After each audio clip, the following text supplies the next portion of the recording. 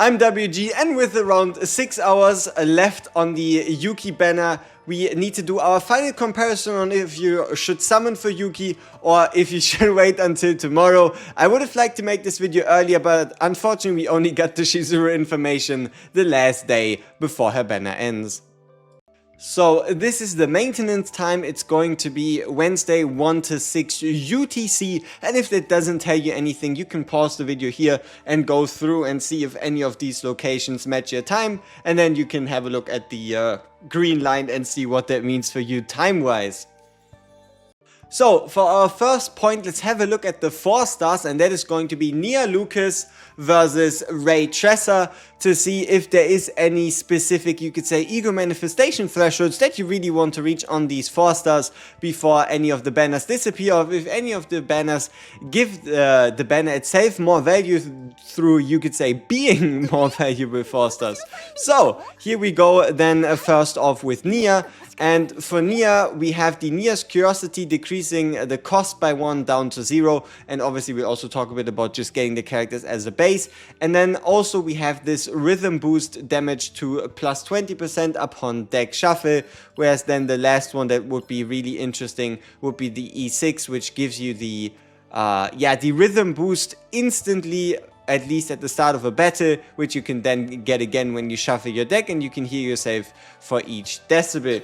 So Nia as a whole is a character that is surely only going to get stronger with time, stronger with discard synergies, and also got a, you could say, buff due to them mainly figuring out that a couple of the card sets, like the 1-cost set, wasn't working for Noah, is working now.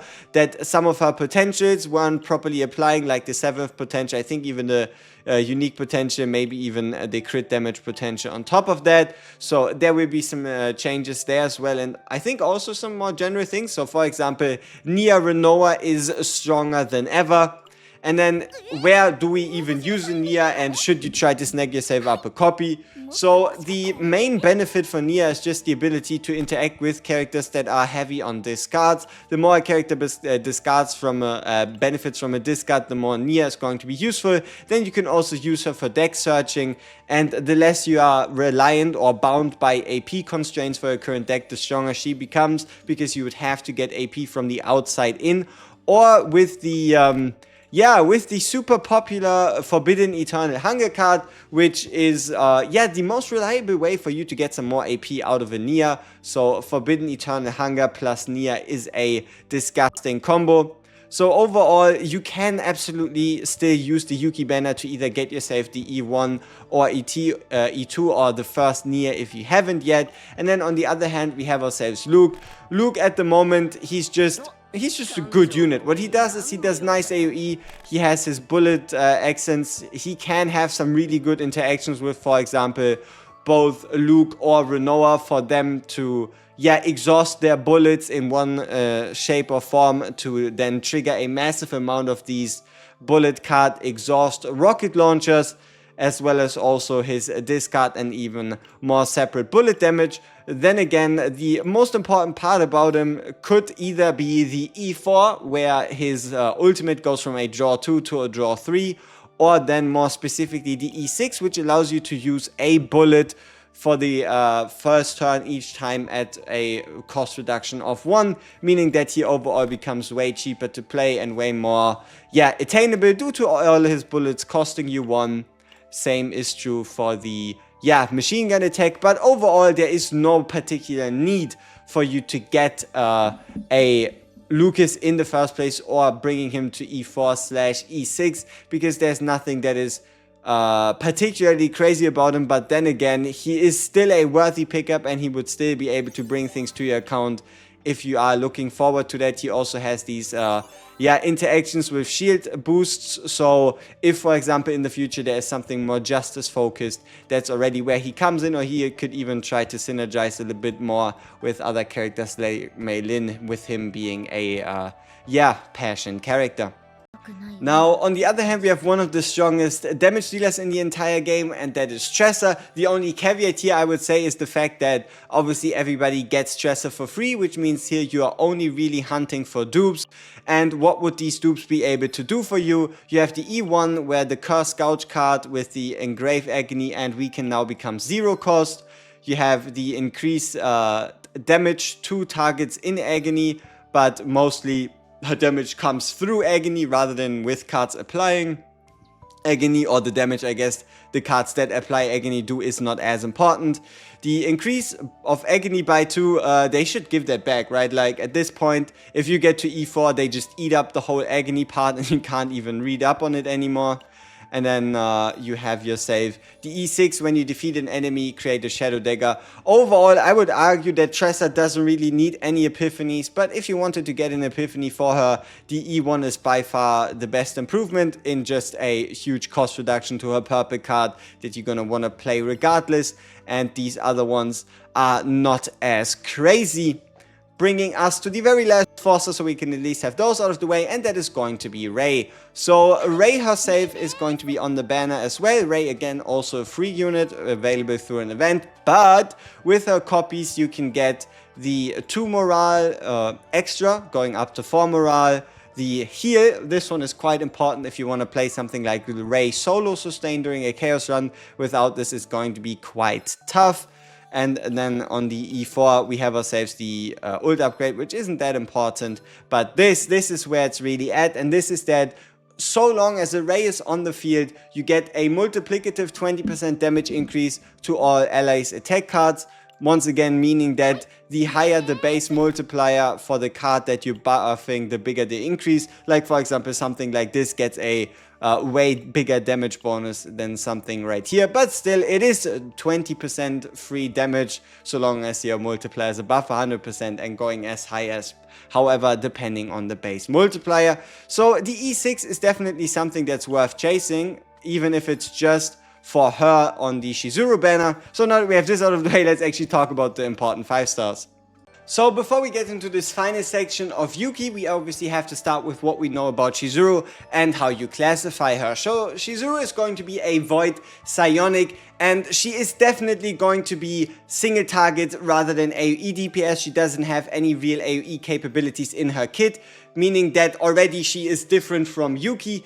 And what she also will be doing is mainly she will be benefiting a lot from synergies with allies, especially allies that hit a target multiple times, be that through multi-hits or multiple small hits or multi-single hits, that then can help her build up her unique resource to get herself these Shadow of the Moon cards. These Shadow of the Moon cards are your main, you could say, stacking mechanic. These are also called a new card type called a bind card, and then these bind cards, they all stack into each other and empower the effect of those bind cards. And the way you get there is by the Cursed Shackles, that then gives you the buff when an ally attacks the target of the Cursed Shackles, or even based on just Chizuru having a certain amount of attack hits, where then it all kind of accumulates in this Bound at Dusk card, which is reward / punishment in one, and that is you're going to get yourself the inhibit debuff, or buff, however you want to call it, which stops you from gaining any AP so long as this buff is active outside of breaking a target, so a Ravage effect. And that then means that you, at least in exchange, get the ability to get an extra hit on all of these Shadow of the Moon. So it goes from a base 1-hitter to a base 2-hitter, and then the Shadow of the Moon Plus goes from a base 2-hitter to a base 3-hitter. And the exchange, right? The exchange for that is this buff, and then also the effect of the Bound at Dusk card. The Bound at Dusk card is going to be, having a different effect depending on which kind of version you get it through the Epiphany, but overall you mainly get some type of AP saving shenanigan, either for mostly Chizuru's cards or for random lead cards or for random cards in general. And the solution here would also be to either not play the Bound at Dusk if you don't want to face this problem, or to just play the Bound of Dusk at the end of your turn to just still get the buff while potentially giving yourself the AP earlier. But let's be real here, this Bound at Dusk thing is going to be very, very powerful. during a Chaos run, and also very, very consistent with both of these cards, the Karmic Flames and the Bond of Dusk having initiation, meaning you'll be starting every single fight with them. And then you have your Tsukuyomi, whatever, with the ability to gain even more of these Will-O-Wisps through either Chizuru's cards or the cards from other units, allowing you to get even more Shadow of the Moons. So what I mean to say with this is, I didn't start it out with no, oh, you need to must summon for Chizuru, or oh, she's ungodly broken, or she's terrible. Unfortunately, we only had this short of a time between them, but at least what you can already say is that Chizuru is by no means going to be the most overpowered broken unit in the game, but she's also not going to be garbage. She is going to be good, but how good remains to be seen. We build live tomorrow to check that out together, to get like a more comprehensive review. But for the purposes of this, it wouldn't be a bad idea even to potentially skip Chizuru. It's not going to be something you'll be regretting for the end of your life. And that is due to Chizuru herself obviously being a non-limited unit going into the standard pool after her banner, but the same is also true with Yuki. So now, what is with Yuki, and does she have anything that you would need to go out of your way to pull her for now? Alright, so Yuki did have a rough start for most players, or I guess for players that shared their opinion online, and that, in my opinion and also in general opinion, mainly came from the fact that not only did she release as a mainly AoE unit with slight single target depending on how you build her into a single target chaos, but also a chaos that was void element rather than her own order element. And then to top it all off, she also had to play without zero system buffs.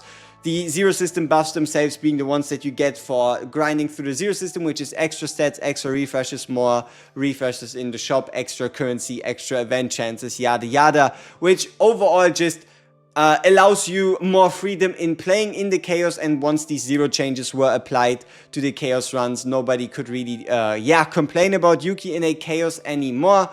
Though you could have said even before that she was absolutely doing fine. So also something you might have noticed in general is that Chizuru doesn't have any draw mechanics in her kit at all whatsoever, meaning that at least when it comes to reliably getting your own cards, Yuki has that one leg up. Now, what else is known about Yuki? That's the fact that she will get some type of buff / epiphany change in the future. Unfortunately, we neither know when it arrives nor how it looks like, but the way the devs explained that is that they are going to be overall taking a look at categorically unpicked or unliked epiphanies, like what might just be this epiphany right here that gives you damage and then more single target damage for each card drawn, and change up those epiphanies to open up a more clear single target damage path, like potentially even buffing this 130% damage card right here. But it's not going to be a world-changing change. It's not going to be anything super crazy. It's just going to be opening up a path for Yuki to do some more single target damage as well. So that is then Yuki. Now, what can you currently do with the Yuki? What will you be able to do with the Yuki in the future? And what kind of standing does she have at the moment? Overall, she is probably still the strongest AoE unit we have in the game at the moment, if well built. Then again, you could also argue that if you just pull out like a Meilin 15-hit combo on the 3 adds and then just hit the boss with the 22-hitter, that's also AoE. So yeah, it really depends a bit on perspective. But yeah, Yuki herself, a bit hard to judge, huh? A bit hard to say that she's either a must pull or not a must pull. She did indeed have a rough start, but at least when it comes to in the future us getting any type of AoE event, any type of AoE shenanigan, you will be able to go to Yuki, and Yuki will be able to provide, depending on how the single target changes come out. She might even get a way bigger boost there. Overall, me personally, I never regretted pulling for Yuki, not a single bit. I have also upgraded her rather extensively, tried to make her work at a level 50, at a level 60, with gear, without gear, and all these upgrades, and I had no regrets going for her. And how far would you go, Manifest Ego, if you really want to like get that least Yuki? in general, I would always say it's better to get a new character than it is to get a character's epiphany, right? Like, if you really only had to choose between getting a character's ego and between getting a new character, I would always pick the new character. But if it's kind of like a question of, do I go for like this character E2 or this character E0, then it's obviously a bit more nuanced. But if it's just for you between going for more copies or going for a new character is always going to be more fun, more value, more gameplay time spent with these characters. So what about Yuki's ego manifestations then as a whole, if you kind of need to know if you, under any and all circumstances, need to get something? So first off, we have the fact that the Iceberg Cleave is losing its multiplicative negative 20% damage decrease from, just it being overall a very strong card. So the whole point of this is that Iceberg Cleave is fucking strong, and if you play the card with the inspiration, you get negative 20% damage. That one gets balanced out with the E1. It's not something you absolutely need. You can also just use the Flash Slash to carry you instead. It is a good damage increase for Yuki, and Iceberg Cleave is definitely up there when it comes to her strongest card variants, even got the Epiphanies on Flash Slash included. But it's by no means something that you have to pull. The same is true for the E2. The way you can read the E2 is just quality of life for turn 1 and 2, and also in to a further degree quality of life during your chaos runs. Even though I have the E2 ready, I never really felt the need to get this one, and so long as you can manipulate your deck, so long as you can take cards from your hand and put them back, so long as you can properly use her Trickery Strike, you will never really run into that many issues anyway. And the E4 and the E6 are incredibly strong damage upgrades, right? Like the E3, you can kind of ignore the ult upgrade, the 6% to everything you can also kind of ignore. But here you get a 20% multiplicative damage increase if a card is drawn through an ability for one turn up to 20%. And here you get this change to a 3 stack, so a total from 20 to up to 45%. It is one of the biggest damage increases in the game, but honestly, it's not like Yuki actually needs those. So if you had to go for like one Epiphany, you get the best value out of going for E1. E2 is quality of life, and then E4 and E6 are only for like the hardcore diehard Yuki fans. And also, I don't even think it's something you specifically have to work on for the future. You can kind of just keep her the way she is, and I don't think you should like go out of your way to actively invest Omega codes, which could obviously all change depending on how they buff her like single target capacity. So now that we've done a lot of yapping, how does this whole thing look? The main takeaway you should have from this one is the fact that Yuki is not a must pull, and Chizuru also doesn't look to be a must pull. And that's also beautiful about this game. You can pull for wherever you want, and then you can get all the other characters later. You can pull for fun rather than anything more elusive, I guess you could say. We'll also see if Yuki has a space in the new ranked game mode, or in the new game mode with the ranking system that unlocks tomorrow, the Great Rift, where we can fight a boss, and then after beating that boss, fight the boss in the second phase, in like a void phase, and kind of see how we survive there. At least that's how they described it in the EN live stream, so we have to see how appropriate that is. And I hope you were able to at least take something away from this a bit more incoherent rambling of what Yuki can and can't do for you. It was just me, I guess, giving you all my thoughts on her as a whole, and I guess some predictions towards Yuki. And we see each other tomorrow with the Yuki, with the Chizuru, testing stream. I can't wait for it, and I'm very, very interested in how strong the Shadow of the Moon turns out to be.